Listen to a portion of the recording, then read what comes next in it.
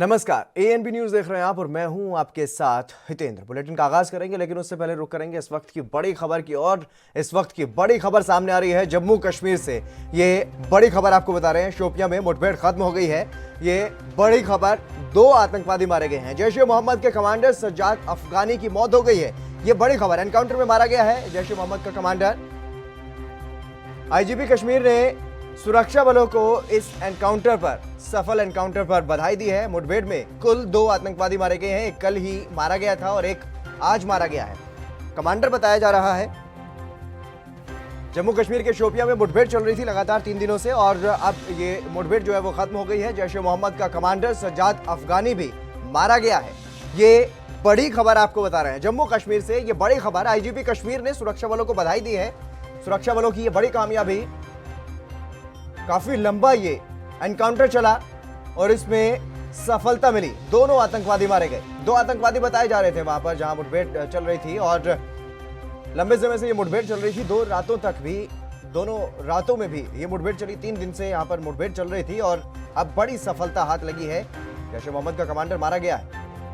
IGP Kashmir ने सुरक्षा बलों को इस सफलता पर बधाई दी है। ये बड़ी सफलता जम्मू कश्मीर पुलिस और सुरक्षा बलों के हाथ लगी है। रविंद्र श्रीवास्तव हमारे संवाददाता हमारे साथ जुड़ गए अधिक जानकारी के साथ। रविंद्र, क्या कुछ जानकारी है?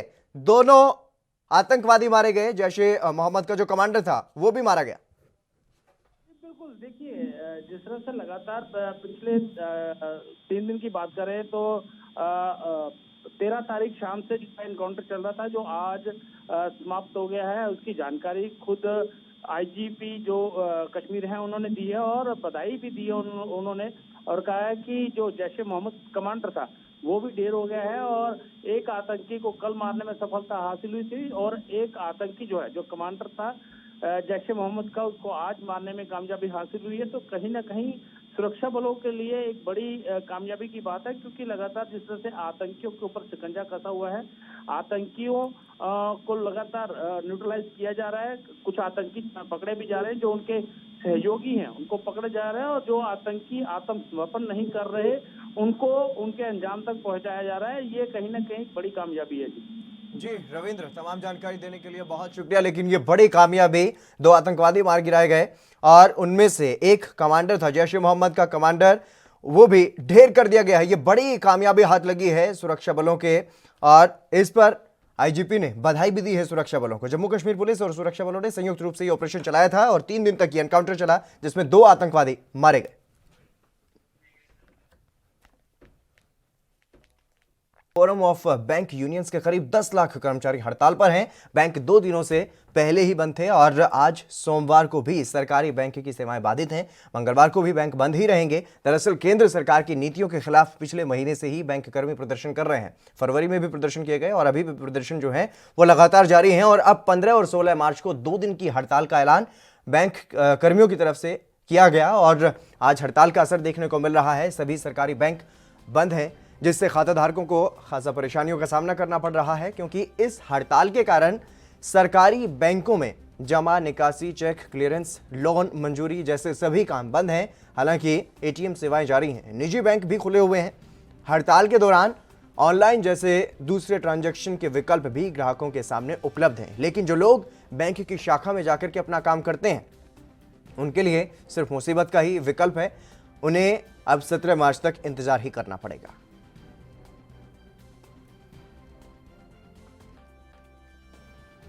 ये 6 तस्वीरें अलग अलग जगह की, अगरतला, त्रिपुरा की, दिल्ली, देश की राजधानी दिल्ली में भी असर, बैंक कर्मी जो है वो सड़कों पर हैं और बैंक बंद है। महाराष्ट्र की तस्वीर, मुंबई से, परगना, नॉर्थ 24 परगना की यह तस्वीर बंगाल से, और पटना, बिहार में भी बैंक हड़ताल, और ये पंजाब पटियाला की तस्वीरें। तो अलग अलग जगहों से जो तस्वीरें सामने आई हैं, बैंक बंद हैं और खाताधारकों को परेशानी हो रही है। बैंकों के निजीकरण का जो अभी बजट में अनाउंसमेंट हुआ है, हमारी माननीय वित्त मंत्री जी, जिन्होंने 2 बैंकों का जिक्र करा और एक सरकारी इंश्योरेंस कंपनी का जिक्र करा कि हम उनको प्राइवेटाइज करने जा रहे हैं। कौन सी पॉलिसी में? Disinvestment policy. डिसइन्वेस्टमेंट पॉलिसी क्या है क्या नहीं है, कहाँ उसका पैसा जाता है, ये किसी को कुछ नहीं पता। कोई पूछेगा तो उसको 70 साल का हिसाब पहले मांगा जाएगा। तो ये जो आज हम विरोध कर रहे हैं और 2 दिन की एक सांकेतिक हड़ताल जो हमने दी है, वो निजीकरण के विरोध में है। देखिए, ये 2 दिन का जो स्ट्राइक बुलाया गया है, कहीं न कहीं ये दर्शाता है कि हम लोग सरकार के विरोध कर रहे हैं। जो सरकार का कदम है निजीकरण का, उसका खुल के विरोध कर रहे हैं। ये किसी रूप में एक्सेप्टेबल नहीं होगा।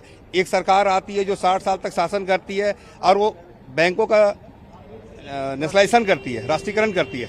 दूसरी सरकार आती है जो 7 या 8 साल शासन कर रही है और वो उसका प्राइवेटाइजेशन करती है। क्या जरूरत है, ये समझ में नहीं आया। क्या 60 साल में हम पिछड़ गए? नेशनलाइजेशन के बाद जो 1969 में 80 या 84 में जो नेशनलाइजेशन हुआ, उसके बाद क्या देश की स्थिति खराब हुई या सुदृढ़ हुई? सरकार को तो इस पर विचार करना चाहिए। कहीं न कहीं देश बहुत मजबूत हुआ, अर्थव्यवस्था कहीं मजबूत हुई। ऐसी स्थिति में अगर निजीकरण किया जा रहा है, ये गलत फैसला, इसका जम के हम लोग विरोध करेंगे। मित्रों, ये लड़ाई केवल बैंकर्स की लड़ाई नहीं है, ये एक आम आदमी की, आम नागरिक की लड़ाई है। 1969 में और 1980 में जब नेशनल बैंकों का नेशनलाइजेशन किया गया था, उसके पीछे एक सोच थी कि बैंकिंग सुविधा को जन जन तक पहुंचाया जाए, और वो सोच सफल भी रही। आज की सरकार जो प्राइवेटाइजेशन की तरफ बढ़ रही है, इसकी सभी नीतियों को, चाहे वो जनधन की नीति हो, चाहे वो मुद्रा की हो, चाहे अटल पेंशन योजना हो या फाइनेंशियल इंक्लूजन की बात हो, गांव-गांव तक पहुंचाने में सरकारी बैंकों का ही योगदान रहा है। और आज उस भूमिका को बखूबी निभाने के बाद जब बैंकों को सशक्त करने की आवश्यकता है, तब यह सरकार बैंकों के निजीकरण की तरफ बढ़ना चाहती है। मैं ये जानना चाहता हूँ इस सरकार से कि क्या प्राइवेट बैंक किसी आम आदमी को, किसी सड़क चलते रिक्शे वाले को, ऑटो वाले को ऋण देंगे? क्या उसको बैंकिंग सुविधाएं प्रदान कर पाएंगे? सिंपली 2 लाइन में मैं बोलना चाहती हूँ। ओके, प्राइवेटाइजेशन कर रहे हो एक अलग चीज है, बट अगर प्राइवेटाइजेशन करना ही है तो आप लाइसेंस बाकी बैंकों को क्यों दे रहे हो? बाकी प्राइवेट इंडिविजुअल बैंकर्स कितने लोग आ रहे हैं, उनको क्यों दे रहे हो? आप प्राइवेटाइजेशन के बजाय पॉलिसी बनाओ ऐसा, एनपीए के लिए और रिकवरी के लिए वो सारी प्रोसेस बनाइए। Privatisation is not a solution. Bank को बेसरीकरण हो रहा है। ये जो नया केंद्रीय सरकार आया है, वो लोग हम लोग को समस्त कर्मचारी, वो अमानतकारी लोग, सब लोगों को रास्ता में खड़ा कर दिया, क्योंकि वो प्राइवेट करने के बाद वो अमानत चला जाए वो लोग को हाथ में। और हम लोग को कोई जो अमानत सुरक्षा रहता है, तो बैंक में है, हम लोग क्या सोचते थे, बैंक में रुपया है तो ठीक है। अभी बैंक बेसरकारी हाथ में चला जाएगा, प्राइवेट हो जाएगा तो वो अमानत सुरक्षा नहीं रहेगा। कितने जगहों पे आज हो रहा है आप लोगों का? सारा ऑल इंडिया बेसिस हो रहा है। कितने दिन तक चलेगा? ये कल तक चलेगा, 2 दिन का है पीस। अगर ये बेसरकारी सेंट्रल गवर्नमेंट बंद नहीं किया, इसका ये चलेगा लगातार में। अच्छा, आप लोगों का दावी क्या है? मूल दावी है प्राइवेटाइज बंद करो। इसी खबर पर हमारे संवाददाता ग्राउंड जीरो पर हैं सत्य प्रकाश सोनी मुंबई से और राजीव तिवारी दिल्ली से जुड़े हुए हैं। राजीव तिवारी, सबसे पहले मैं आपके पास आना चाहूंगा, राजधानी दिल्ली में क्या कुछ स्थिति है? आज सरकारी बैंक के कर्मचारियों ने हड़ताल पर वो हैं और सभी बैंक बंद हैं। देखिए, बिल्कुल सही कहा आपने। यहाँ पर एक चीज समझ नहीं होगी, जिस तरीके से सरकारी बैंकों के जो कर्मचारी हैं वो कहीं ना कहीं निजीकरण को लेकर कहीं ना कहीं सरकार के खिलाफ है, और कहीं ना कहीं 2 दिन का बंद का ऐलान भी किया गया है। मगर कहीं ना कहीं जो कस्टमर है, यानी कि जिनका पैसा बैंकों के अंदर है, वो कहीं ना कहीं परेशान होते नजर आए, और बैंक एम्प्लॉय भी हैं वो भी परेशान है। क्योंकि हमारे साथ कुछ बैंक कर्मचारी खड़े हुए हैं, उनसे भी जानने की कोशिश करेंगे क्या इनकी डिमांड है और ये 2 दिन का बंद क्यों किया गया है। सर, आपसे जानना चाहेंगे, पहले तो आपका नाम क्या है? मेरा नाम रवि झगड़े, मैं पुणे से बोल रहा हूँ। मैं बैंक कर्मचारी नहीं हूँ, लेकिन मेरा गवर्नमेंट बैंक के अंदर एसबीआई हो या बैंक ऑफ इंडिया हो, या मेरा अकाउंट तो है ही है। तो फर्क तो गिरता है जब बड़े पैमाने पे जो बिजनेस के काम होते हैं, तो उसमें तो असर तो होगा ही होगा। लेकिन छोटे छोटे चीजों में तो गवर्नमेंट ने अच्छी खासी सुविधा करके रखी है। अभी फोन पे या गूगल पे या एटीएम से जो ऑनलाइन पेमेंट की सुविधा दे रखी है, तो उसमें ज्यादा दिक्कत आने की मुझे नहीं लगता है। लेकिन बात यह है कि आप जो प्राइवेटाइजेशन जो कर रही है, तो दोनों तरफ से मैं बोलना चाहूंगा। लेकिन गवर्नमेंट ने जो डिसीजन लिया है वो क्यों लिया है, भली भांति पूरी दुनिया जानती है, लेकिन कुछ लोगों का नुकसान होगा ये भी जरूरी है। लेकिन मेरा अनुभव तो ऐसा है कि गवर्नमेंट बैंक में जैसे इतना अच्छा नहीं रहा जितना प्राइवेट बैंक में रह चुका है।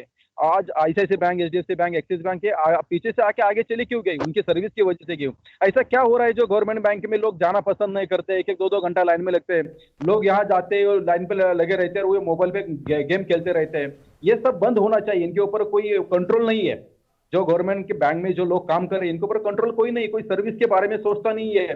किसी का चेकबुक कब आए? अभी मेरा एक खुद का अनुभव है, पिछले महीने में मुझे 1 महीना लगा एक चेकबुक आने में। मैं कब धंधा करूंगा, मैं कब बिजनेस करूंगा, मैं कब काम करूंगा मेरा? वही अगर दूसरी बैंक है जो ICICI बैंक या इधर बैंक जो इंटरनेशनल बैंक हो, वो 2 दिन 3 के अंदर आपके हाथ में आके वो चेकबुक लाके देते, फिर आपको क्या तकलीफ है? आपको क्यों प्रॉब्लम आ रही है सब सर्विस देने में?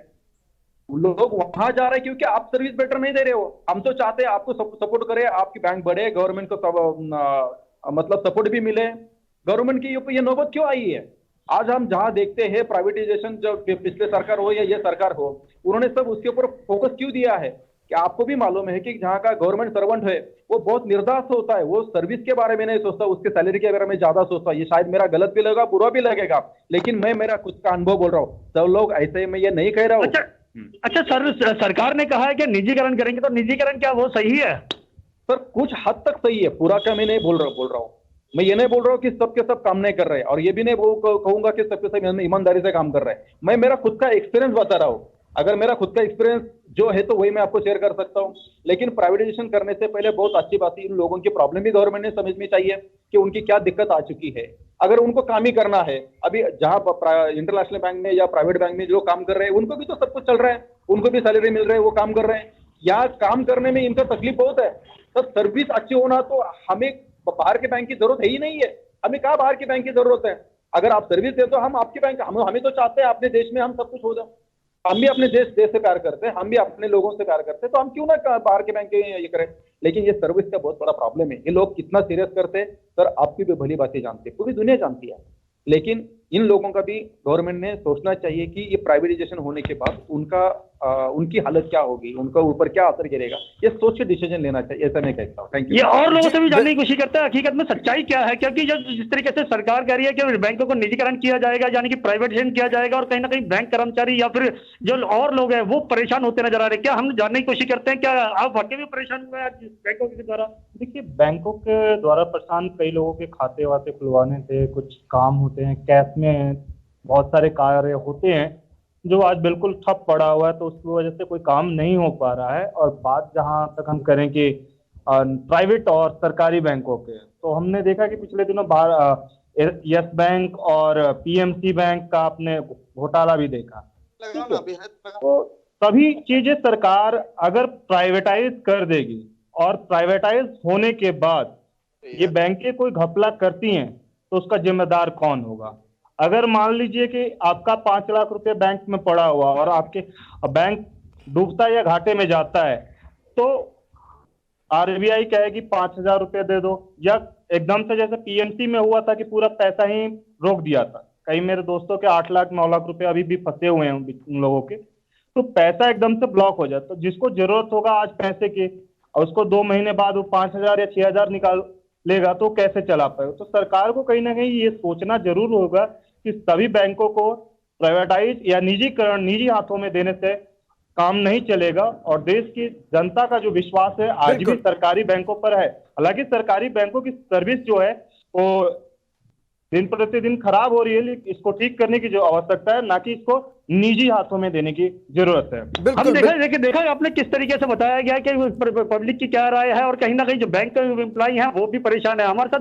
बिल्कुल राजीव आऊंगा आपके पास। सत्यप्रकाश भी हमारे साथ लगातार बने हुए मुंबई से। सत्यप्रकाश, देश की आर्थिक राजधानी है मुंबई में क्या कुछ देखने को मिल रहा है? क्योंकि दिल्ली में तो लोगों में निजीकरण सही भी बता रहे हैं, लेकिन एक डर भी है कि कहीं ना कहीं अगर घोटाला होता है तो उनको कहां से वो भरपाई होगी उनके पैसे की। लेकिन मुंबई में क्या सोच रहे हैं लोग, और क्या सोच रहे हैं कर्मचारी, जो बैंक कर्मी जो आज हड़ताल पर है?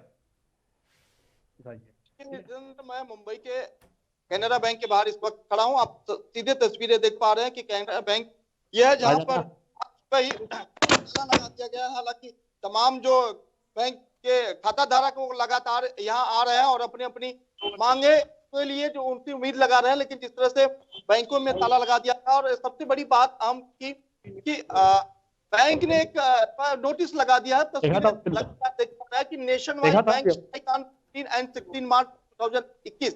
उसके बाद 10 लाख बैंक एम्प्लॉय, मतलब 10 लाख लोग इस पूरे स्ट्राइक में शामिल होंगे। उनका अपोज क्या है? देखिए, इतने सीधे तौर पे लिखा हुआ, we oppose privatisation of public sector bank, retrograde bank, यानी कि पूरी तरह से जिस तरह से बैंकों का निजीकरण किया जा रहा है उसके विरोध में यह स्ट्राइक किया गया है।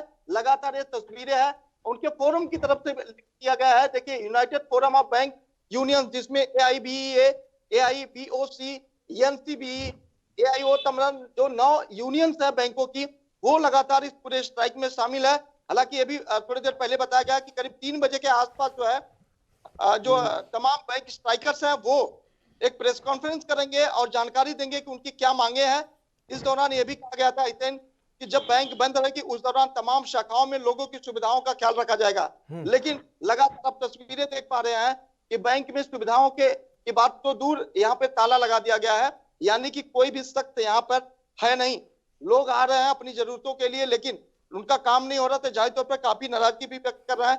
काफी देर हमसे बात करने के लोगों ने इंतजार भी किया, लेकिन लोगों का साफ तौर पर कहना है कि जिस तरह से सरकारी बैंकों की ये मनमानी है वो कहीं न कहीं बेहद गलत है। हालांकि स्ट्राइक के बारे में भी लोगों को बताया नहीं गया था।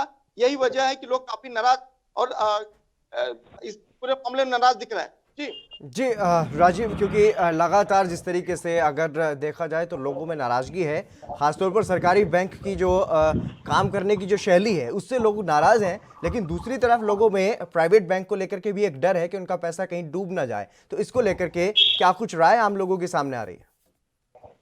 देखिए, बिल्कुल सही कहा आपने। यहाँ पर एक चीज जरूर स्पष्ट है, जिस तरीके से बैंकों की जो प्राइवेटाइजेशन करने की बात है तो वो कहीं ना कहीं कितनी जायज है वो तो देगा सर जनता ही जानती है, क्योंकि जनता कहीं ना कहीं यही उम्मीद करती है कि सरकार जो है अच्छे कदम उठाए। मगर बात करें जिस तरीके से जनता की, तो जनता कहीं ना कहीं परेशान जरूर है, कहीं ना कहीं बैंक कर्मचारी भी परेशान है। मगर देखना है क्या जो निजीकरण किया जा रहा है क्या वो वाकई में सही है। हमारे साथ एक सज्जन है जिनसे जानने की कोशिश करते हैं। सर, अपना नाम बताइए। मेरा नाम शेखर है, मैं पूना से हूँ। मैं एक एक्स एम्प्लॉय हूँ। सर, ये बताइए कि बैंकों को जो आज निजीकरण किया जा रहा है क्या आपके हिसाब से कितना सही है ये? देखो, निजीकरण जो है, निजीकरण यानी किसी प्राइवेट सेक्टर के हाथ में देना, वो एक्चुअली मुझे ऐसा लगता है कि देखो एक तरफ से वो अच्छा है, क्योंकि है ना, जब प्राइवेट के हाथ में जाएगा तो थोड़ा सा बैंक एम्प्लॉय जो गवर्नमेंट एम्प्लॉय जो है उनके अंदर वो प्रोफेशनलिज्म आएगा, यानी वो जिम्मेदारी आ जाएगी, वो टारगेट ओरिएंटेड काम करेंगे, जो अभी नहीं हो रहा है। वो होना जरूरी है, क्योंकि जब मैं भी था बैंक में हमने भी देखा है कि भाई थोड़ा सा प्रोफेशनल अप्रोच, उसे सिंपल कहेंगे, प्रोफेशनल अप्रोच होना जरूरी है। बट ऐसा भी नहीं होना चाहिए कि निजीकरण आने के बाद उनके ऊपर कोई गदा आए, या तो फिर तो एम्प्लॉयज को ऐसा समझे कि उनके नौकरी के ऊपर कोई अन्याय हो, या तो फिर क्योंकि निजीकरण में एक ऐसा ऐसी लात मारने के लिए आगे पीछे नहीं देखते, वो नहीं होना चाहिए। सेकंडली, गवर्नमेंट का जो मैं तो कहता हूँ कि ये जो मर्जिंग जो चल रहा है, कई बैंक 3-4 बैंक मिलके एक कर रहे हैं, ये जो हो रहा है ना, ये उस बैंक को ये प्राइवेट बैंक के प्राइवेट सेक्टर के साथ कॉम्पीट करने के लिए हो रहा है, तो इसे पॉजिटिवली लेना चाहिए। यानी कि देखिए, समझो अभी 3-4 बैंक, अभी जैसा कॉर्पोरेशन बैंक है, यूनियन बैंक ऑफ इंडिया, दूसरा एक बैंक है, इन तीनों को इकट्ठा किया है। ये तीनों मिलके अगर एक्सिस बैंक के साथ या तो फिर ICICI के साथ फाइट करेंगे तो दे विल बी सक्सेसफुल। अगर वो अकेले फाइट करते तो फाइट नहीं कर पाते, बट ये तीनों अगर इकट्ठा हो जाते हैं तो प्रॉफिटेबिलिटी भी अच्छा हो जाएगा। अच्छा, एक सवाल और बनता है कि यहाँ अगर प्राइवेट बैंकों की बात करें तो प्राइवेट बैंक अगर कह सकते हैं कोई घोटाला होता है या फिर कहीं पैसे डूबने की बात आती है तो कहीं ना कहीं इसको जो एम्प्लॉय है, यानी कि जो जिनके पैसा है बैंकों के अंदर, कहीं ना कहीं उसकी जिम्मेवारी कौन लेगा फिर? देखो, जिम्मेदारी का ऐसा नहीं है कि कोई भी बैंक हो, एवरीवन, सबका बाप एक ही है, RBI है। सबको जो कंट्रोल करता है RBI है। तो घोटाला वगैरह जो होता है उसके ऊपर जो मॉनिटरिंग है ना, वो ठीक से होगा तो फिर प्रॉब्लम ही नहीं आती। वो मॉनिटरिंग अगर अच्छा हो रहा है तो घोटाले नहीं होते। जी बिल्कुल बिल्कुल राजीव, आपने देखा जो भी बैंकों में कुछ घोटाले हुए हैं, वहां पे वो इंटरनल मैनेजमेंट का कुछ ना कुछ लैकुना रह गया और उसके ऊपर वो ध्यान नहीं दिया गया, इसलिए उसका मिसयूज किया गया है। पर अगर मॉनिटरिंग ठीक से होता तो फिर प्रॉब्लम ही नहीं आएंगी ना, घोटाला होने का सवाल ही नहीं आता है। जी बिल्कुल राजीव, बहुत शुक्रिया हमारे साथ जुड़ने के लिए। तमाम लोगों से आपने बातचीत भी करवाई। सत्यप्रकाश, आपका भी बहुत शुक्रिया, आपने देश की आर्थिक राजधानी मुंबई का हाल बताया कि वहां पर किस तरीके से बैंकों की आज हड़ताल चल रही है। बहुत शुक्रिया आप दोनों का। और लगातार जिस तरीके से ग्राहकों को आज परेशानी हो रही है, जिनका आज खाता जो है सरकारी बैंक में है, वो अपने खाते से अगर कोई लेन देन करना है या फिर कुछ और बैंक का जो काम है वो करना है, किसी को लोन के लिए अप्लाई करना है, तो वो आज नहीं हो पाएगा, क्योंकि आज बैंक हड़ताल पर हैं। सभी सरकारी बैंक के जो कर्मचारी हैं, करीब 10 लाख ऐसे कर्मचारी जो आज हड़ताल पर हैं और कल भी हड़ताल पर ही रहेंगे। तो और पिछले 2 दिन शनिवार और रविवार को भी बैंक बंद रहे और अब आने वाले 2 दिन, आज और कल, ये बैंक जो है बंद रहेंगे, यानी कि 4 दिनों तक लगातार बैंक की जो सेवा है वो बाधित रहने से आम लोगों में जिनके खाते सरकारी बैंकों में हैं उनको कहीं ना कहीं परेशानी हो रही है। और नाराजगी सरकारी बैंक के कर्मचारियों की सिर्फ यही है कि जो बैंकों का, जो सरकारी बैंक है, उनका निजीकरण आखिरकार सरकार क्यों कर रही है। ये अपने आप में एक बड़ा सवाल बैंक कर्मचारियों की तरफ से उठाया जा रहा है सरकार पर, और सरकार विनिवेश के जरिए पैसा कमाना चाहती है, इसलिए ऐसा फैसला जो है वो सरकार की तरफ से लिया गया है। इस बारे में बजट सत्र के दौरान भी वित्त मंत्री की तरफ से बताया गया था और उसी की वजह से लगातार बैंक के जो कर्मचारी हैं, सरकारी बैंकों के कर्मचारी, वो लगातार प्रदर्शन कर रहे हैं, लेकिन बैंक सेवाएं ज़्यादा बाधित नहीं हुई। हालांकि फरवरी में भी इस तरीके से हड़ताल की गई और अब मार्च में भी इस तरीके की हड़ताल जो है वो की जा रही है।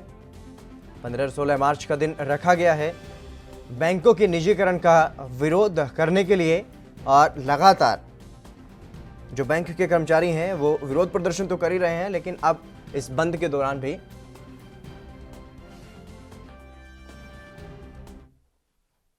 सूरज मित्तल हमारे संवाददाता पंजाब के मोगा से हमारे साथ जुड़ गए हैं अधिक जानकारी के साथ। सूरज, क्या कुछ स्थिति है आज पूरे देश में? सरकारी बैंक के कर्मचारी हड़ताल पर हैं। बिल्कुल, जो लोगों को जब पता चल रहा है बैंकों में आज हड़ताल है तो उनको निराशा का सामना करना पड़ता है। पिछले दिनों जब केंद्र सरकार का बजट पेश हुआ था, उन्होंने उसमें कुछ बैंकों को का जो है संकेत दिया था, इसको लेकर पूरे बैंक कर्मचारियों में, पूरे देश के बैंक के कर्मचारियों में रोष व्यापक होने के बाद उन्होंने 2 दिन की हड़ताल का फैसला लिया। और ये भी बताना चाहूंगा, शनिवार को बैंक बंद थे और आगे रविवार आ गया और सोमवार और मंगलवार को 2 दिन कर्मचारियों ने बैंक बंद करने का जो फैसला लिया यूनियन ने, उसके आह्वान पर उन्होंने बैंक बंद रखे हैं। बात करें मोगा जिले की तो मेरे पीछे आप देख सकते हैं इस वक्त स्टेट बैंक ऑफ इंडिया की शाखा के जो मेन शाखा है मोगा में, उसके बाहर खड़े हैं। यहाँ पर जो है बैंक बंद है, लोग कुछ आ रहे हैं अपने अकाउंट में से पैसे निकलवाने के लिए, लेकिन उन्हें निराश होकर वापस लौटना पड़ रहा है, क्योंकि उन्हें ये नहीं पता था कि आज बैंक बंद है। वो अपने उसी ध्यान से यहाँ बैंक में पहुंचे और अपने कारोबार के लिए पैसे निकलवाने के लिए आए, तो उन्हें निराशा होकर वापस जाना पड़ा। और बैंक कर्मचारियों से भी हमारी बात हुई है, हालांकि बैंक का शटर लगा हुआ है लेकिन अंदर कर्मचारी बैठे हुए हैं। उनका यही कहना है, जो सरकार ने बजट में प्राइवेट बैंकों को करने का संकेत दिया था, उसको लेकर जो है पूरे देश में आज बैंकों की 2 दिवसीय हड़ताल शुरू हुई है, जो आज और कल चलेगी।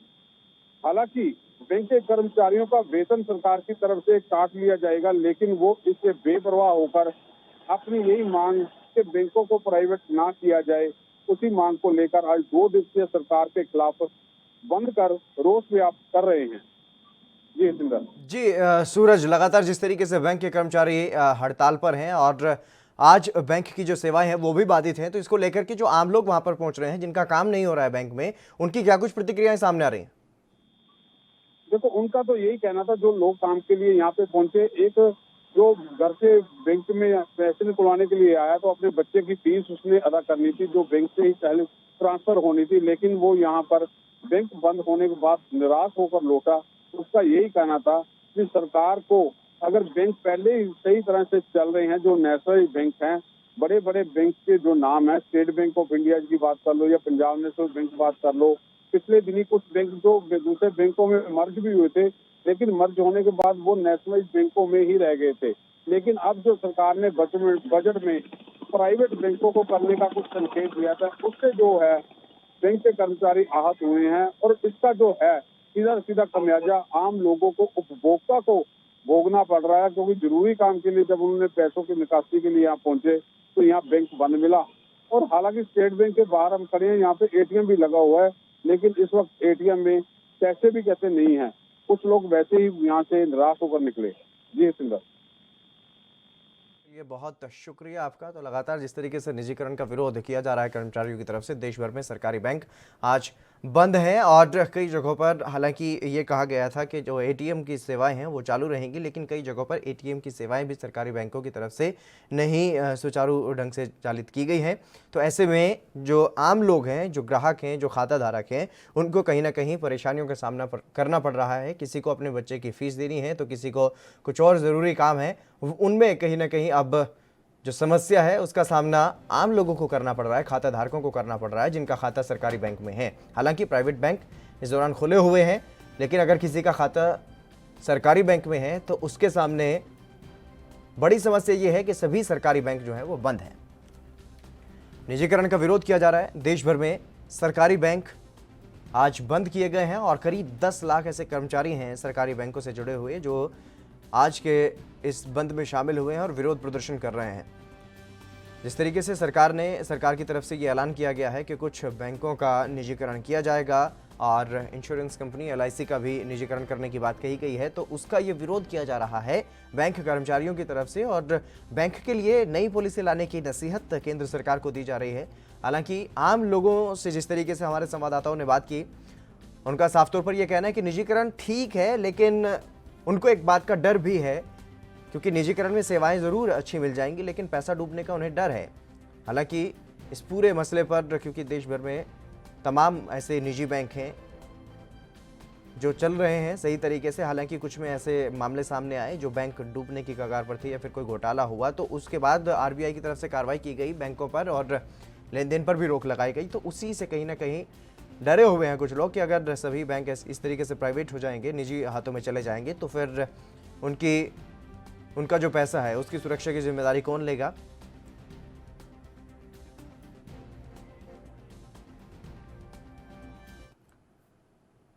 गणेश तिवारी मध्य प्रदेश के इंदौर से हमारे साथ जुड़ गए हमारे संवाददाता अधिक जानकारी के साथ। गणेश, क्या कुछ जानकारी, इंदौर में क्या कुछ स्थिति बैंक कर्मचारियों की हड़ताल को लेकर के आज? निश्चित तौर पर देखिए हितेंद्र, जहां आज देश भर में पूरी तरह से बैंक हड़ताल चल रही है और 2 दिन का विश्वव्यापी जो है बैंक बंद का आह्वान किया गया, तो निश्चित तौर पर आज इंदौर में भी उसी समूचे जितने भी बैंक हैं, सरकारी बैंक है जो निजीकरण हो रहा, उसके विरोध में आज बैंक यूनियन संघ की तरफ से पूरे इंदौर में भी बैंकों का हड़ताल जारी है और पूरी तरह से बैंक यहाँ पर भी बंद है और तमाम सारी जो निजीकरण का है लगातार बैंक जो कर्मचारी हैं, बैंक अधिकारी हैं, वो लगातार इनका विरोध कर रहे हैं और साथ ही बैंक कर्मचारियों का साफ तौर पर कहना है कि जो आगामी 15 और 16 मार्च को उन्होंने बैंक बंद का आह्वान किया है, अगर सरकार इसी तरह निजीकरण करती रही तो वो निश्चित तौर पर आगे विश्वव्यापी बैंक हड़ताल करेंगे और इसका बड़ा एक एक्शन भी सामने आएगा और बड़े रूप में, ये विकराल रूप में एक हड़ताल बैंक जो है कर्मचारी वो करेंगे। जी, इसके अलावा अगर बात की जाए आम लोगों की, खाता धारकों की, तो उनको किस तरीके से परेशानियों का सामना करना पड़ रहा है? देखिए निश्चित तौर पर बैंक आज समूचे सरकारी बैंक बंद है, तो निश्चित तौर पर जो खाता धारक है, कुछ लोगों को फीस जमा करनी है, किसी को कैश जमा करना है या कहीं ट्रांसफर करना है, तो निश्चित तौर पर उन्हें तकलीफों का सामना करना पड़ रहा है। लेकिन कई लोग ऐसा है कि जो ऑनलाइन फैसिलिटी है वो चालू है, तो ऑनलाइन फैसिलिटी की वजह से कई लोग ऑनलाइन जो फैसिलिटी उसका उपयोग कर रहे हैं, परंतु जो लोग बैंक जाकर जिन्हें निकासी करना है या फिर जमा करना है पैसा या फिर किसी चीज को लेकर उन्हें पैसा डिपॉजिट करना, तो उन्हें काफी तकलीफों का सामना करना पड़ रहा है और वो कहीं ना कहीं एक तरह से बैंक से निराश होकर लौट रहे हैं। और कई लोगों को पहले से ही पता चल गया था कि 15 और 16 तारीख को बैंक जो है एक तरह से देशव्यापी हड़ताल करने जा रहा है बैंक कर्मचारी, तो वो पहले से ही निराश होकर और वहां पर आने की अपेक्षा वो घर पे ही रहना पसंद किए।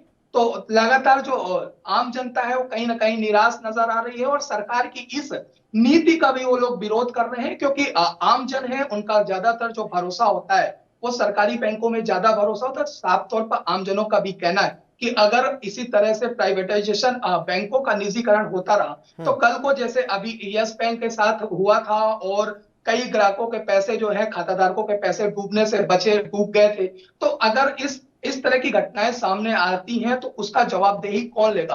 तो कहीं ना कहीं जो आम जनता है उनका पूरी तरह से विश्वास जो है सरकारी बैंकों पर है और वो भी निजीकरण का विरोध में बैंक का साथ दे रहे हैं।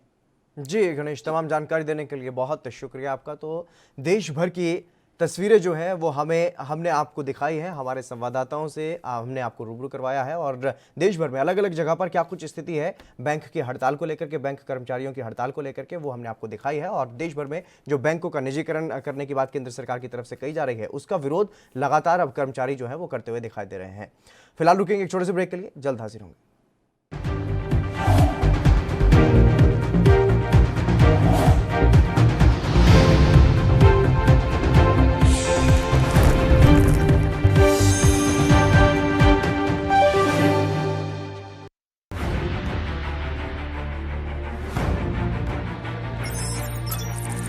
खबर चाहे सियासत की हो या सरकार की,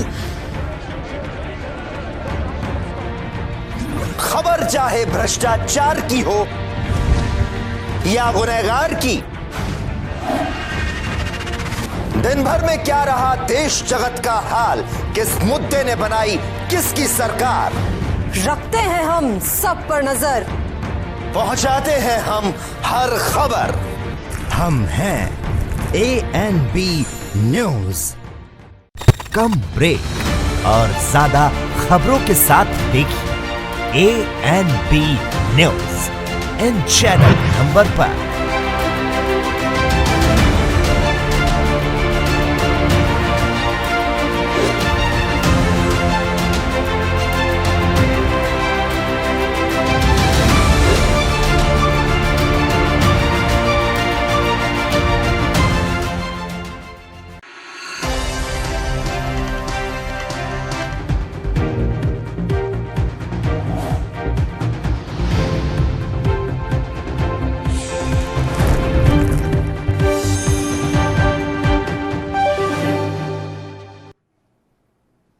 ब्रेक के बाद एक बार फिर से आप सभी का स्वागत है। अब बात करेंगे राम मंदिर की, क्योंकि बीजेपी के एजेंडों में से एक रहा है अयोध्या में राम मंदिर का निर्माण करवाना। और बीजेपी से विपक्ष पूछता था कि राम मंदिर कब बनेगा, लेकिन अब जब राम मंदिर का निर्माण हो रहा है तो चुनाव में हनुमान चालीसा पढ़ने वाले सीएम केजरीवाल भी पीछे नहीं है। उन्होंने भी राम मंदिर पर सियासी कार्ड खेल दिया है। उन्होंने दिल्ली के बुजुर्गों से यह वादा किया है कि वो राम मंदिर बनते ही दिल्ली के सभी बुजुर्गों को रामलला के दर्शन करवाकर अयोध्या जाएंगे, राम मंदिर के दर्शन करवाने के लिए, रामलला के दर्शन करवाने के लिए। साथ ही सीएम ने यह भी कहा है कि दूसरी पार्टी वाले चाहे मुझे कितनी भी गाली दें, जब तक आपका प्यार और भरोसा मुझ पर है मुझे किसी की भी परवाह नहीं है। वहीं अब इस मामले में दिल्ली बीजेपी के दो नेता तेजिंदर पाल सिंह बग्गा और कपिल मिश्रा, जो अब इतने विवादों में रहते हैं कि अब किसी भी परिचय के वो मोहताज नहीं है, और इन दोनों नेताओं के निशाने पर सीएम केजरीवाल अक्सर रहते हैं। लेकिन अब इन दोनों ने सीएम केजरीवाल का आभार जताया है। इन दोनों लोगों ने दिल्ली के सीएम का न सिर्फ आभार जताया बल्कि सीएम केजरीवाल को जय श्री राम भी कहा।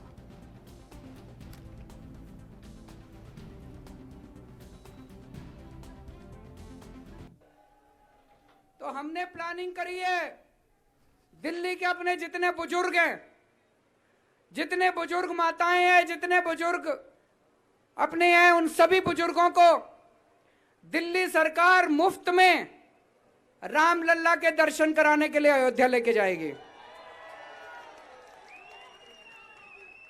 उनका आने का, जाने का, रहने का, खाने का सारा खर्चा दिल्ली सरकार देगी। मेरे को लगता है एक पुण्य तो होता है कि खुद दर्शन करके आने का, लेकिन सबसे ज्यादा पुण्य होता है दूसरों को दर्शन कराने का।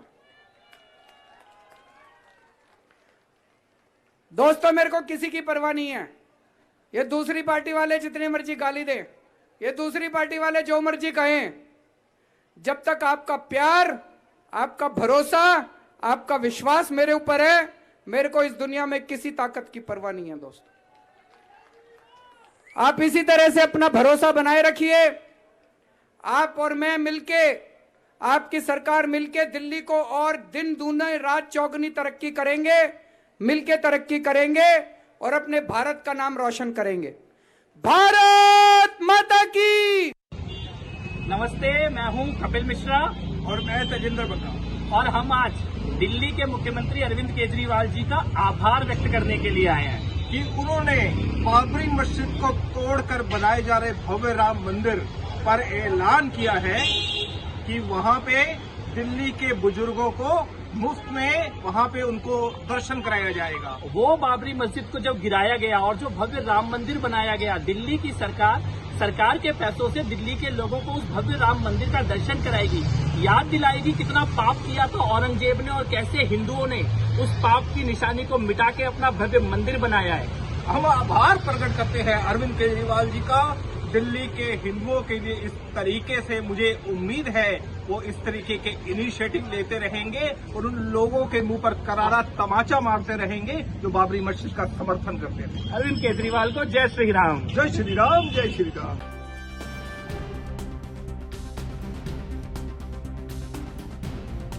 पिछले कई बरसों से चल रही है और अभी भी जारी है। अब राम मंदिर का निर्माण जरूर हो रहा है, लेकिन उस पूरे मसले को लेकर के जिस तरीके से बीजेपी किसी भी राज्य में जाए वहीं जय श्री राम का नारा लगाते हैं और इसे एक सियासी मुद्दा जो है वो बना देते हैं। पहले उत्तर प्रदेश और फिर उसके बाद अलग अलग राज्यों में, अभी पश्चिम बंगाल में भी जय श्री राम का ही मुद्दा वहाँ पर गरमाया हुआ है।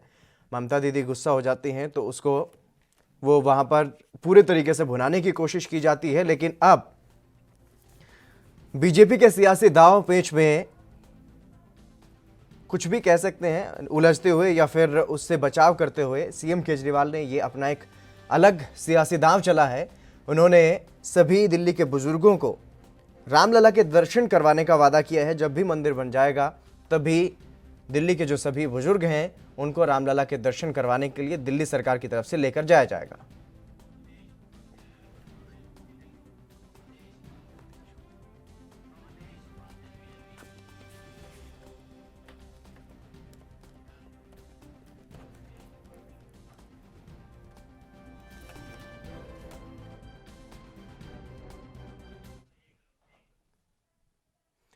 अवधेश उपाध्याय हमारे साथ जुड़ गए हैं भारतीय जनता पार्टी से। अवधेश जी, जय श्री राम। जय श्री राम।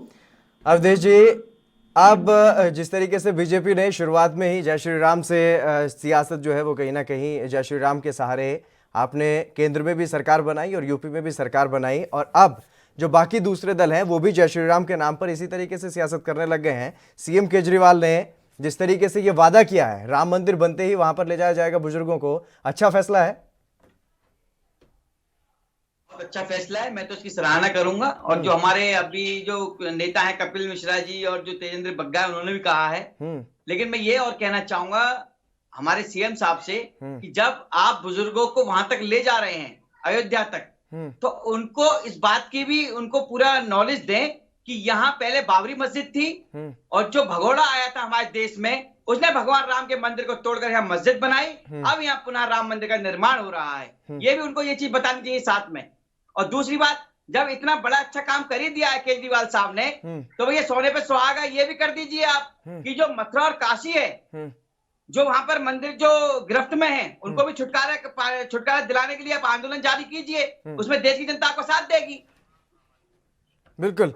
अजय शर्मा भी हमारे साथ जुड़ गए आम आदमी पार्टी से। अजय जी, जय श्री राम। जय श्री राम जी। आज जय श्री राम से ही मैं अभिवादन कर रहा हूं आप दोनों नेताओं का, बीजेपी का और आम आदमी पार्टी का, क्योंकि जब जय श्री राम के रंग में रंगी गई सियासत हमारे देश की, तो क्या कीजिए, क्या अब दिल्ली का जो विकास होगा वो इस तरीके से होगा, बुजुर्गों को दिल्ली के सरकारी खर्चों पर राम मंदिर के दर्शन करवाए जाएंगे, रामलला के दर्शन करवाए जाएंगे? देखिए, अरविंद केजरीवाल जी दिल्ली के बेटे हैं और मैं पार्षद होने के नाते भी मैं दिल्ली का बेटा हूँ। तो अरविंद केजरीवाल जी ने पहले भी तीर्थ यात्रा कराई है और आगे भी कराते रहेंगे। हम किसी धर्म की राजनीति नहीं करते, हम सब धर्म के नेता है। दिल्ली की जनता ने हमें चुन के भेजा और हम सब धर्म की बातें करते हैं।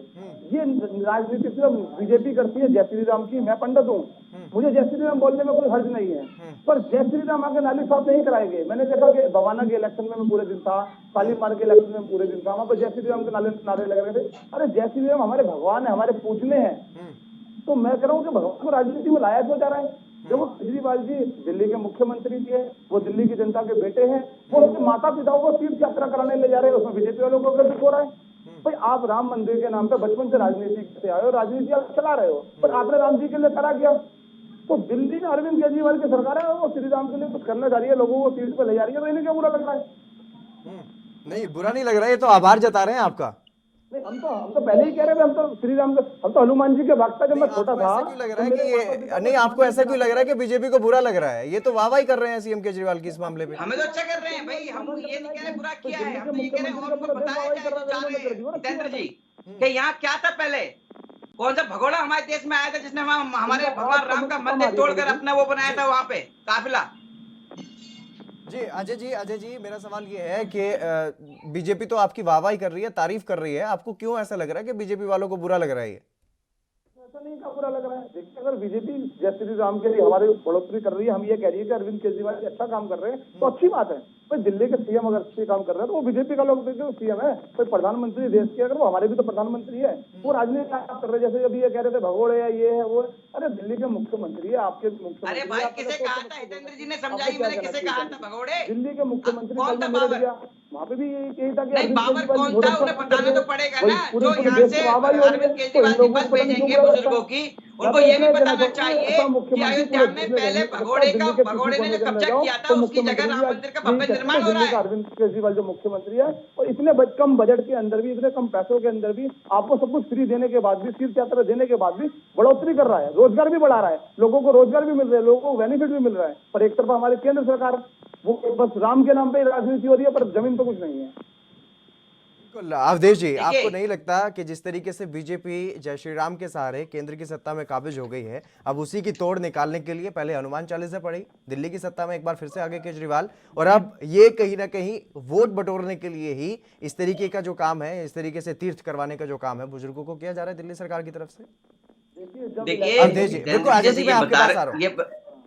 जी अवधेश जी, जैसे हितेंद्र जैसे ये बता रहे थे अजय शर्मा जी, भगवान राम के, हमारे भी भगवान राम में, भगवान दिल्ली की जनता ने उन्हें बहुत प्यार करती है। तो भाई मैं एक बात पूछना चाहता हूँ कि यदि ये राम की बात करनी है, आज ये राम मंदिर जब बन जाएगा तब इनके लोगों को भेजेंगे, ठीक है, तो उनको पूरी डिटेल, वहां एक बंदा भेजें साथ में, उन्हें पूरी डिटेल बताएं वहां की, कि वहां पहले किसने वहां कब्जा किया था, किसने मंदिर तोड़ा था और क्यों तोड़ा था, पहली बात। दूसरी बात, जब चांदनी चौक में हनुमान जी का मंदिर तोड़ा जाता है तो भगवान राम कहां गए थे अरविंद केजरीवाल साहब के?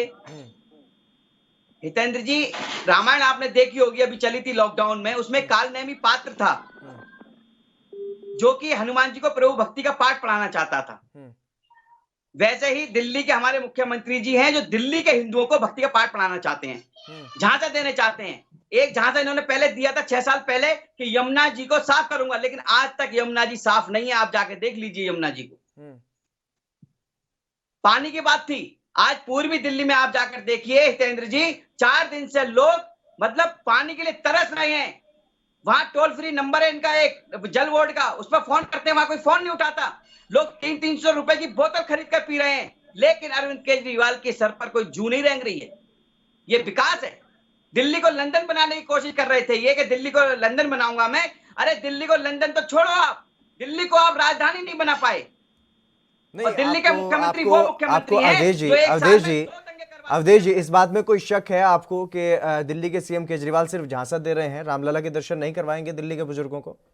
नहीं, झांसा नहीं। देखो, अरविंद केजरीवाल जी आज के समय में झूठे वादों के, आरोप प्रत्यारोप की राजनीति के चैंपियन बन चुके हैं। ये इनको पता होगा अजय शर्मा जी को। देखिए मैं बताऊं आपको, दिल्ली में पहले जो थे 95 सरकारी अस्पताल थे, जो अब घटकर 88 रह गए हैं। 1000 बसों का नया घोटाला है। अभी ये कह रहे थे कि केजरीवाल साहब तो बेटे हैं दिल्ली की जनता के। भैया, दिल्ली की उसी जनता के एमसीडी में जो काम करते थे लोग, वो भी किसी माँ के बेटे थे जिनका पैसा हड़प कर खा गए थे केजरीवाल साहब। अजय जी आवाज सुन पा रहे हैं मेरी? आदेश जी को समझ नहीं पा रहा। जी मैं बता देता हूं आपको, गंभीर आरोप लगाए आप पर कि एमसीडी के कर्मचारियों के पैसे आपने खा दिए, दिल्ली के बेटे ने पैसे खा लिए लोगों के, दिल्ली के बेटा पानी प्रोवाइड नहीं करवा पा रहा है दिल्ली की जनता को, और रामलला के दर्शन करवाएंगे इस तरीके से आप? देखिए, जैसा कि आदेश जी ने बताया कि हमारी सरकार पिछले काफी टाइम से है, हमने जहाँ जहाँ कभी पानी लोग सोच भी नहीं सकते थे, हमने वहां तक पानी की लाइन पहुंचा दी, और पानी पे भी काम चल रहा है। हम पूरा विश्व का सबसे बड़ा प्लांट निरंकारी के अंदर भी बना रहे हैं, तो आने वाले टाइम के अंदर पानी की दिक्कत ना हो। इन्होंने कहा कि एमसीडी ने मंदिर तोड़ दिया, आम आदमी पार्टी ने मंदिर तोड़ दिया, तो मैं इन्हें बताना चाहता हूं कि बीजेपी का वो लेटर हमारे पास है कि एमसीडी ने लिख के कोर्ट को भेजा कि ये मंदिर अवैध बना हुआ है तो तोड़ा जाए। ये बीजेपी ने तोड़वाया। पिछले 14 सालों से एमसीडी के अंदर बीजेपी की सरकार बैठी है और केंद्र के अंदर भी बीजेपी की सरकार बैठी है। अरे आपकी क्या पुलिस कर रही थी? आपका क्या कानून कर रहा था? आपकी क्या सीबीआई कर रही थी? सारा सिस्टम आपके हाथ में है। अगर आप कुछ काम नहीं कर पाते, आपने कहा दिल्ली के अंदर जो आज जो गंदगी की हालत हो रही है वो जिम्मेदारी किसकी है? भाई केंद्र सरकार आपकी है। अगर आप अपने बच्चों को पैसा नहीं दे रहे, एमसीडी मतलब बच्चा ही तो हुआ। आज हमारे देश के प्रधानमंत्री जी का स्वच्छ भारत अभियान का नारा जो ये एमसीडी ने नकार कर रखा, दिल्ली जगह जगह कूड़े के ढेर बन रही है, उसकी जिम्मेदारी किसकी है? एक तरफ हम कर्मचारियों के पैर धोके पीते, दूसरे तरफ हम कर्मचारियों को सैलरी नहीं दे पाते। अरे दिल्ली सरकार जो फंड दे रही है, केंद्र सरकार, मैं पूछना चाहता हूँ आदेश जी से कि केंद्र सरकार ने दिल्ली के एमसीडी कर्मचारियों को कितना पैसा दिया? दिल्ली की सफाई व्यवस्था के लिए कितना पैसा दिया? हमने दिल्ली में एमसीडी के लिए बढ़ोतरी करने के लिए कितना पैसा दिया, आज जगह जगह विकास रुके पड़े, काम रुके पड़े, लोगों को डेथ हो जाती है, डेथ केस का पैसा कितना एमसीडी केंद्र सरकार ने एमसीडी को दिया। आज एमसीडी की दशा इतनी खराब हुई पड़ी है, वही एमसीडी वाले वही एमसीडी के कर्मचारियों का पैसा आपने हड़पा, ये बीजेपी ने हड़पा। मैं बता रहा हूँ कैसे हड़पा, यही जाके भवाना के अंदर, यही शालीमार के अंदर जय श्री राम के नारे लगा रहे थे। अरे दिल्ली की जनता ने आपको बता दिया कि 5 में 0 आई है आपकी। भवाना सिलमपुर के अंदर 105 वोट मिले हैं, बीजेपी को 105 वोट मिले। दिल्ली की जनता ने दिखा दिया आपको, आने वाले 2022 के अंदर 0/0 मिलेगा, ऐसा हो गई है। अगर आप जय श्री राम की राजनीति करोगे, दिल्ली की जनता समझ गई है जय श्री राम सबके हैं, हमारे भी है, ये नहीं उन पर ठप्पा लगा हुआ बीजेपी के ही हो गए। जय श्री राम आम आदमी पार्टी के भी, कांग्रेस की भी है, और जो इंसान जय श्री राम को जय श्री राम उस इंसान के। जी अवधेश जी, अब क्या करेंगे? एक हथियार था आपके पास। बिल्कुल हितेंद्र जी, जैसे ये बता रहे हैं एमसीडी के पैसों वाली बात, तो मैं बता दूं आपको, पहले तो ये दबा के बैठ गए 13,500 करोड़। उसके बाद दिल्ली के प्रदेश के जो हमारे अध्यक्ष जी आदेश गुप्ता जी ने और सभी ने मिलकर उसका आंदोलन किया, उसका विरोध किया, तब जाके इन्होंने कुछ पैसा उसका बकाया लौटाया। जब जाके उनकी सैलरी आई, बेचारे एमसीडी में जो कार्य करते हैं लोग, तब जाके वो काम पर उतरे। दूसरी बात मैं और बताना चाहूंगा हितेंद्र जी, सीएम साहब ने एक वादा और किया था कि करोड़ों का प्रचार किया था उस वादे में कि पराली से हम खाद बनाएंगे, आपको पता होगा शायद, ठीक है। उसका दवा जो खरीदी गई आईटीआई में कुछ और निकला, दवाई खरीदी 40,000 रुपए में और उसका वितरण किया गया 24 लाख रुपए में अरविंद केजरीवाल द्वारा, और प्रचार में लगाए 7 करोड़ रुपए, और मिला कितने लोगों को? वो लोग केवल 310 लोगों को वो चीज मिली। तो इनके जो नेताजी हैं अरविंद केजरीवाल, वो केवल प्रचार में ही पैसा लगाते हैं दिल्ली की जनता का। जब बरसात होती है, आपने देखा होगा शायद, वीडियो वायरल होती हैं, बसें डूब जाती हैं आधी से ज्यादा, डीटीसी बसें रोड पर। लेकिन वो तो आरोप एमसीडी पर लगा रहे हैं ना कि एमसीडी साफ सफाई नहीं करती। एमसीडी देखो, ये तो उस समय भी कह रहे थे हितेंद्र जी, आपको पता होगा, ये उस समय भी ये कह रहे थे जब हम इनका विरोध कर रहे थे, जब इनसे मांग रहे थे कि 13,000 रुपए करोड़ हमारे 2 पैसे, हमारे जो एमसीडी के जो मेयर लोग थे इनके घर के आगे बैठे थे, तब इन्होंने एक बात कही थी कि इन्होंने भी मार रखे 4-5 हजार करोड़ रुपए। लेकिन जब वहां पूछा गया तो इनके सब शांत हो गए, राघव चड्ढा जी, फिर इनके पास कोई जवाब नहीं था उस समय, क्योंकि झूठ की राजनीति ज्यादा दिन नहीं चलती है। लेकिन इन्होंने जो है 13,000 करोड़ में से कुछ पैसा बकाया जो था वो वापस दिया था, और फिर भी कुछ थोड़ा सा रख लिया उन्होंने। भैया पैसा जाता कहाँ है? आज ये कह रहे हैं कि वो हमारे पास पैसे नहीं थे। देखिए अभी भी वैक्सीन के लिए 50 करोड़ रुपए दिए हैं, 50,000 करोड़ रुपए दिए हैं राज्य सरकारों को। भैया वो अगर कल को वैक्सीन नहीं लगेगी, कल को तो ये कह देंगे कि हमारे पास थे ही नहीं पैसे। अजय जी, ये तो केवल आरोप प्रत्यारोप की राजनीति करने के चैंपियन बन चुके हैं, बहुत अच्छे वाले। अजय जी, क्या आरोप प्रत्यारोप की राजनीति की जा रही है? क्या आप चैंपियन बन गई है आम आदमी पार्टी? देखिए आदेश जी, जो बातें कह रहे हैं वो सारी हवा में उड़ने वाली कह रहे हैं, जुमले वाली बातें कह रहे हैं। शुरू से जुमले वाले ही काम करते आए। इन्होंने देखा कि अब इनका जुमला खत्म हो गया। दिल्ली की जनता जान गई, दिल्ली की जनता मान गई कि जय श्री राम से काम नहीं चलने वाला, ग्राउंड पे काम चाहिए। आज बेरोजगारी है, आज कर्मचारी रिटायर हो गए, कर्मचारी को डेथ केस का पैसा नहीं मिल रहा, नई भर्ती नहीं हो रही, वो जिम्मेदारी इन लोगों की थी। अगर आप नहीं कर पा रहे, मैंने कई दफा हाउस के अंदर कहा कि आप लोग फेलियर हो। एक इन्होंने झांसी रानी फ्लाईओवर बनाया, उसके अंदर 700 करोड़ रुपए का घोटाला इन लोगों ने करा। अगर वो 700 करोड़ रुपए बच जाते तो हमारे कर्मचारियों को सैलरी मिल जाती। जो इन्होंने आज ये बड़कवा लैंडफिल देख लीजिए, बड़कवा लैंडफिल के अंदर सारा टेंट प्राइवेट कंपनी को दे रखा है, और सरकारी मशीनें हमारी खड़ी हुई है। इनके पास उसका ड्राइवर रखने के लिए पैसे नहीं है। अरे आपको एक मशीन का 5-6 लाख रुपए महीना किराया दे रहे हो, आप एक 20,000 रुपए 25,000 रुपए का ड्राइवर नहीं रख सकते? तो ये तो भ्रष्टाचार है जो इन लोगों ने कर रखा है। जब आज दिल्ली का बेड़ा गला हुआ पड़ा, दिल्ली में जगह जगह कूड़े के ढेर लगे हुए, ये इनकी जिम्मेदारी बनती थी, ये इनका काम था, पर ये आज वो काम नहीं कर पा रहे हैं। अवधेश जी, एक दूसरे पर करोड़ों के घोटाले का आरोप भी है और साथ में जय श्री राम का नारा भी है, तो अब कहीं ना कहीं ऐसा लग रहा है कि जय श्री राम के नारे से सिर्फ काम नहीं चलेगा, कुछ तो करना पड़ेगा। हितेंद्र जी, जैसे ये बता रहे हैं, भारतीय जनता पार्टी ऐसा कोई घोटाला नहीं करती। अगर है इनके पास इन्होंने प्रस्ताव पास करा कि बारात घर के अंदर हम दुकानें खोलेंगे और 5,000 करोड़ रुपए बकाया है मैंने केंद्र सरकार पर। भेज दो ना भाई, ये तो कुछ समझ नहीं मैं आएगा। बता रहा हूँ अजय जी, मेरी दोनों बात एक साथ सुनिए। बोलेंगे तो कुछ समझ नहीं आएगा। अजय जी एक बार सुन लीजिए अवधेश जी को। जी हितेंद्र जी, इन्होंने जब हम उसका आंदोलन कर रहे थे, हम पैसे मांग रहे थे एमसीडी के इनसे, एमसीडी के मेयर भी बैठे थे इनके घर पर, पहले आपने देखा होगा 13-14 उसका आंदोलन 13-14 दिन आंदोलन किया गया था। तब इन्होंने एक बात रखी थी, कहीं से निकाल के लाए थे ये, क्या हो सकता है ये हमारा जो तीर है फिट बैठ जाए। ये तो केवल तुक्का मारने में फिट रहते हैं ये और इनके नेताजी सब, लेकिन वो इनका तुक्का फेल हो गया। अजय शर्मा जी, भैया हमने कहा घोटाला अजय किया, शर्मा जी, उसका क्या proof सिर्फ तो दो। तुक्का मारते हैं? अगर आपके पास कुछ ऐसे दस्तावेज है, कुछ ऐसे प्रूफ्स हैं, तो आप प्रूव करिए कि कहां पर इन्होंने घोटाला किया। अजय जी, मेंबरूर में स्टैंडिंग के अंदर काफी टाइम से मुद्दे उठाता रह रहा हूँ। अब मैं एक चीज आपसे पूछना चाहता हूँ, दिल्ली के अंदर नॉर्थ जोन के अंदर कुत्ता पकड़ने की, कुत्ते की बड़ी समस्या आप देखते हैं, आए दिन गाय हमारा घूमती रहती है, कुत्ते घूमते रहते हैं। इनके पास 32 ड्राइवर की जरूरत है और 8 ड्राइवर है। 8 ड्राइवर, अब ये जो कर्मचारी इनके पास ड्यूटी पे है उनकी सैलरी तो दे रहे हैं ना, उन लोगों की सैलरी दे रहे। 8 ड्राइवर अगर आप रख ले और बाकी ड्राइवर 24 ड्राइवर आप रख ले, तो दिल्ली के अंदर जो गंदगी भी नहीं होगी, कुत्ते भी उठ जाएंगे और आपको इंजेक्शन का पैसा भी नहीं देना पड़ेगा और दिल्ली में गंदगी भी नहीं होगी। ये इनका भ्रष्टाचार है। आपके पास ड्राइवर रखने के लिए पैसे नहीं है, पर उस कर्मचारी को 1-1 लाख रुपए सैलरी देने के लिए पैसा है। मैं बड़सवा लैंडफिल में खुद गया, मैं विजिट करने का, मेरे मंत्री गोपाल राय जी विजिट करने के, हमने वहां पे देखा कि दुनिया भर की जेसीबी, दुनिया भर की मशीनें वहां खड़ी है, नई की नई जंग खा रही है। उसे चलाने के लिए आपके पास पैसा नहीं है, ड्राइवर को देने के लिए पैसा नहीं है, पर उसी मशीन को 5 लाख रुपए में, 10 लाख रुपए में किराए पे लेने के लिए आपको पैसा है। तो ये भ्रष्टाचार है, ये छोटा भ्रष्टाचार नहीं है। इन्होंने ऐसे बहुत सारे काम करे, दिल्ली की जनता जो जानती है। हमने स्टैंडिंग के अंदर आए दिन कोई ना कोई मुद्दा ले आता है, ये भी पास, ये भी पास, ये भी पास। अरे पास कैसे हो जाएगा भाई, कैसे कर लोगे आप? तो ये अपनी दादागिरी के अलावा कुछ भी कर सकते हैं और दादागिरी करते आए हैं। और जब ये फंस जाते हैं तो एक ही नारा होता है, जय श्री राम। अब तो दिल्ली वाली जनता ने कर दिया काम। जब ये हाउस के अंदर फंस जाते हैं, एक ही नारा होता है। अवधेश जी, बीजेपी पर दादागिरी करने का आरोप, और जब कहीं फंस जाते हो तो सहारा लेते हो जय श्री राम का, लेकिन अब उसकी काट कर दी है आम आदमी पार्टी ने। देखिए हितेंद्र जी, ये जो बोल रहे हैं ना, ये बेतुकी बातें हैं जिनका कोई अर्थ नहीं है। यदि इनको लगता है कि भारतीय जनता पार्टी ने भ्रष्टाचार किया है तो उसको सामने लाओ ना, उसका आंदोलन करो, उसका विरोध करो। ताकत है, दम है तुम्हारे अंदर। तो हमने मना किया है क्या? हम तो विरोध करते हैं। जब इनके पास 13,500 रुपए करोड़ बकाया थे एमसीडी के, तो बीजेपी के जितने मेयर थे, जितने कार्यकर्ता थे, सबने विरोध भी किया, जनता के बीच जाकर के बता भी दिया, और जनता ने इन पर भरोसा भी कर लिया। ये सबके सामने आ भी गया। अवधेश जी, ये जनता के बीच गए, जनता के बीच इन्होंने जाकर के बीजेपी की पोल खोलने की कोशिश की और जनता ने इन पर भरोसा भी कर लिया, तभी तो जिताया इनके उम्मीदवारों को। भरोसा नहीं किया। देखिए जनता इन्हें बखूबी जान चुकी है कि ये क्या करना चाहते हैं दिल्ली में।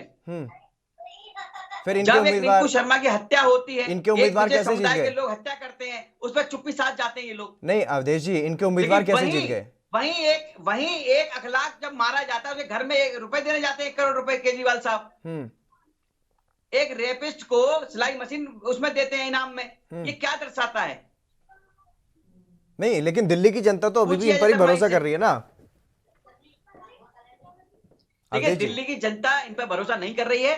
अभी 2022 में फिर चुनाव है, इन्हें पता लग जाएगा किस पे भरोसा कर रही है। नहीं, अभी जो हाल ही में चुनाव हुए उसमें क्या हुआ? ये केवल झूठे वादे कर जनता का मन लुभाना चाहते हैं, बस और कुछ नहीं है। अजय जी, झूठे वादे करते हैं आप लोग और जनता का मन लुभाने में कामयाब भी हो रहे हैं। क्या राज है और कब तक चलेगा ऐसे? अगर अरविंद केजरीवाल जी ने जो वादा कर दिया, अगर अरविंद केजरीवाल जी ने रातों रात बोल दिया ना आपके अकाउंट में 1 लाख आएगी, जनता मान लेगी आएगी, 15 लाख का झूठा वादा नहीं करता अरविंद केजरीवाल। अरविंद केजरीवाल ने कहा फ्री दवाइयां मिलेगी, मिली। अरविंद केजरीवाल ने दिल्ली का हो, बाहर का हो, कोई भी दिल्ली के अंदर आएगा उसका एक्सीडेंट हो जाएगा। कहाँ मिल रही है फ्री दवाई? अजय शर्मा जी, खानपुर में जवाहर पार्क में मोहल्ला क्लिनिक है, वहाँ दवाइयों का अभाव है, आप आके देख लीजिए। 2 किलोमीटर तक। अरविंद केजरीवाल ने कहा तीर्थ यात्रा पे लेके जाएंगे, लेके जाए। अरविंद केजरीवाल ने कहा पढ़ने के लिए बच्चों को लोन अपने ब्याह पे मिलेगा, दिया। लेबर कार्ड वालों को 5-5 हजार रुपए मिलेगा, दिया। पेंशन 2500 मिलेगी, दी। तो जो अरविंद केजरीवाल ने कोई डेटा नहीं है इनके पास। अरविंद केजरीवाल ने दिल्ली के युवाओं को पकौड़े की दुकान लगाने को भी तरस रहे थे। पकौड़े की दुकान भी बीजेपी के नेताओं ने छीन ली। जो हमारे देश के प्रधानमंत्री जी कहते हैं कि पकौड़ा बेचना भी एक बिजनेस है। अगर बच्चा पढ़ लिख के पकौड़ा ही बेचेगा तो मैं नहीं कहता कि उसे ऐसा बिजनेस करना चाहिए। अरविंद केजरीवाल जी ने सिविल डिफेंस के अंदर लाखों बच्चे लगाए, टीचरों में लाखों बच्चे लगाए और आए दिन बच्चों की भर्ती करके लगवा रहे हैं। हम रोजगार दे रहे हैं और ये रोजगार छीन रहे हैं। जय श्री राम से किसी का घर नहीं भरेगा, जय श्री राम से किसी के बच्चे पेट नहीं पड़ेंगे, जय श्री राम से किसी का पेट नहीं भरेगा, जय श्री राम से किसी गरीब की शादी नहीं होगी। आज किसी गरीब की शादी के लिए अरविंद केजरीवाल जी भगवान राम पे दर्शन कराने के लिए बोल रहे थे, आज भगवान राम पे ये उंगली उठा रहे हैं। देखिए आप, नहीं उंगली नहीं उठा रहे सर। ये बात सही है कि जय श्री राम से काम नहीं चलेगा, पेट नहीं भरेगा। जय श्री राम का नाम हम ले सकते हैं, भक्ति कर सकते हैं, लेकिन उससे किसी का पेट नहीं भरने वाला है। रोजगार चाहिए जनता तो को। मैं यही देखिए, मैं यही इनसे पूछना चाह रहा हूँ, जो आज पूर्वी दिल्ली में पटपटगंज में लोग पानी के लिए तरस रहे हैं, 300 रुपए की बोतल लेकर पानी पी रहे हैं, उनकी कब सुनेंगे केजरीवाल साहब? 4 दिन हो गए। बिल्कुल। अजय शर्मा जी, इस बात पर जवाब दीजिए, 4 दिन से अगर एक इलाके में पानी नहीं पहुंच रहा है तो उसके लिए भी तो जिम्मेदार दिल्ली की सरकार है। फोन नहीं उठाते हैं जल बोर्ड वाले, जो टोल फ्री नंबर है। पेपर नहीं पढ़ते हैं। अभी दिल्ली के अंदर पानी की किल्लत है क्योंकि काम चल रहा है। वो काम इसलिए चल रहा है कि आने वाले टाइम के अंदर दिक्कतें खत्म हो जाए। अभी आपको पता हरियाणा से पानी चल रहा है, लेकिन उसका खामियाजा हम लोग क्यों उठाएं? अगर काम चल रहा है, ठीक है, आम जनता के लिए ही वो काम चल रहा है, आम जनता को उसका लाभ होगा, लेकिन कम से कम उन्हें कैंटर से ही सही पानी तो मुहैया करवाया जाना चाहिए ना। पानी भिजवा रहे हैं। एक चीज और बता दूं मैं आपके माध्यम से, इतना बड़ा जल संकट होने के बाद दिल्ली की जनता अरविंद केजरीवाल के साथ में है। अगर बीजेपी की, कांग्रेस की सरकार होती तो जनता उखाड़ के फेंक देती अभी तक। पर जनता को यकीन है कि अरविंद केजरीवाल जो भी काम करता है वो अच्छा करता है, अच्छे के लिए कर रहा है, भलाई के लिए कर रहा है। अगर जनता को आज 10-15 दिन पानी नहीं मिल रहा, उसे पता है आने वाले टाइम के अंदर regular Arvind Kejriwal ji time to time पानी देंगे, क्योंकि जो अरविंद केजरीवाल जी कहते हैं वो होता है। बिल्कुल उसी तरीके से अवधेश जी, जिस तरीके से केजरीवाल के साथ दिल्ली की जनता है, उसी तरीके से मोदी जी के साथ भी है। पेट्रोल डीजल के दाम चाहे जितने मर्जी बढ़ा लो, यही बात हुई ना दोनों तरफ।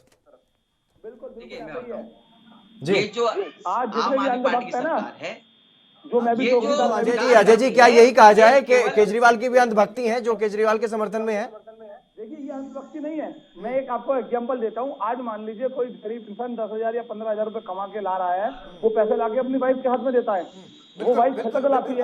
अवधेश जी, एक आखिरी कमेंट आपसे चाहूंगा। जो मोदी जी का समर्थन करें पेट्रोल डीजल के बढ़ते दाम पर, वो अंधभक्त हो जाते हैं, और जो केजरीवाल का समर्थन करें वो अंधभक्त नहीं है, वो सही आदमी है।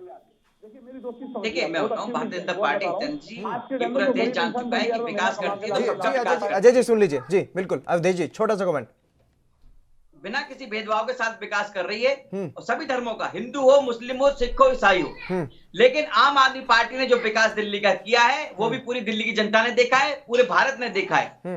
एक साल में 2 दंगे करवाए थे, और दंगों में कौन कौन था उनमें शामिल, आपको पता होगा शायद। बिल्कुल, अजय शर्मा जी को पता होगा। बिल्कुल। अवधेश जी, मेरे पास समय की कमी है, बहुत शुक्रिया आपका, और अजय जी आपका भी बहुत बहुत शुक्रिया मेरे साथ जुड़ने के लिए। लेकिन भगवान जय श्री राम का नारा जो है वो लगाते रहते हैं। भगवान राम के नाम पर सियासत लंबे समय से देश में जारी है, और अभी भी ऐसा लग रहा है, एक बार के लिए ऐसा लगा था कि राम मंदिर का निर्माण हो जाएगा तो शायद ये मुद्दा खत्म हो जाएगा, लेकिन इस मुद्दे में नए नए पहलू जुड़ते जा रहे हैं और इस पर सियासत अभी भी जारी है और शायद ऐसे ही चलती भी रहेगी। फिलहाल इस बुलेटिन में बस इतना ही। आप बने रहिए ANB न्यूज के साथ।